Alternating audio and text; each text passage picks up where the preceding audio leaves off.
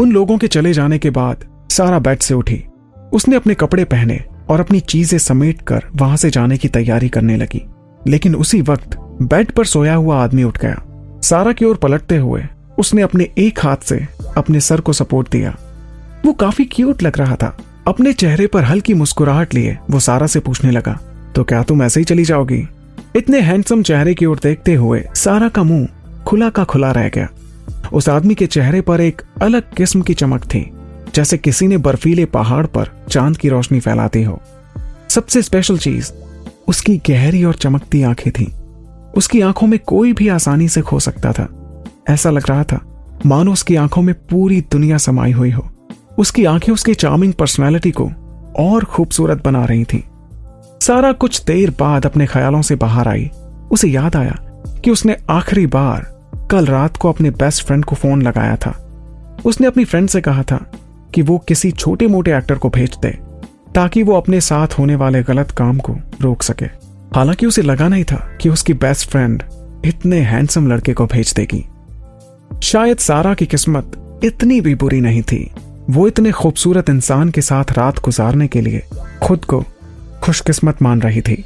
उस इंसान की ओर देखते हुए उसे थोड़ी शर्म आने लगी और उसने अपने पर्स से कुछ पैसे निकाले और बेड स्टैंड पर रख दिए।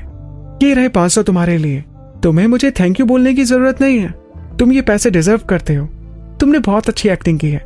मुझे पूरा विश्वास है कि तुम 3-4 सालों में बहुत बड़े एक्टर बन जाओगे। रेहान अपने सामने खड़ी सुंदर लड़की को देखते हुए थोड़ा सा अजीब महसूस करने लगा। एक्टिंग? पैसे? मैं कुछ समझा नहीं। क्या उसे वो कोई एक्टर समझ रही थी जो उसे बचाने के लिए आ गया था, या उसे वो कोई हैवान समझ रही थी?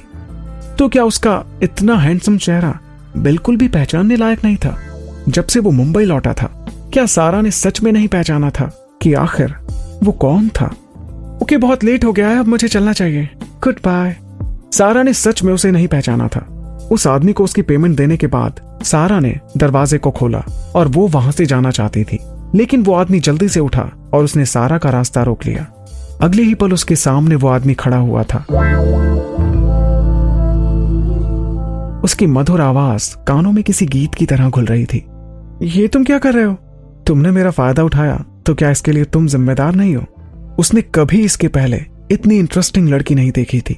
यूं तो मामूली लड़कियां लड़कों को अपने पल्लू से बांध कर रखती हैं और चाहती हैं कि वो उनका ख्याल रखें, लेकिन रेहान इतना भी बुरा नहीं दिखता था। अब उसे थ्योरी कहिए या प्रैक्टिकल, सारा पहली लड़की थी जिसके साथ रेहान ने अपनी रात गुजारी थी।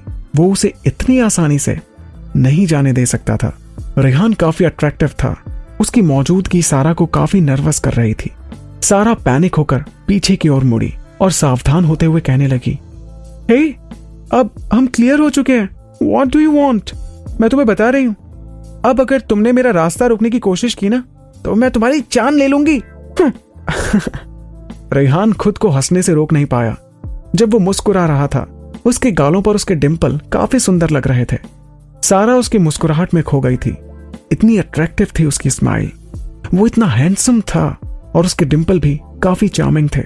उसे देखकर तो कोई भी लड़की उसकी फैन हो जाती। रेहान ने सारा की वार्निंग को इग्नोर करते हुए अचानक से उसके हाथ को पकड़ लिया।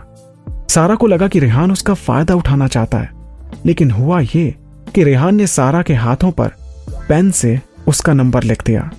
रेहान उसकी ओर घूरते हुए मजाक भरे अंदाज में कहने लगा, ये मेरा प्राइवेट नंबर है।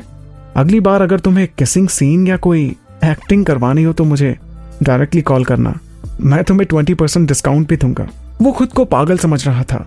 उसे विश्वास नहीं हो रहा था कि जिस लड़की से वो अभी मिल रहा है और जिसके साथ उसने सिर्फ एक रात गुजारी है, उसे उससे प्यार हो गया था।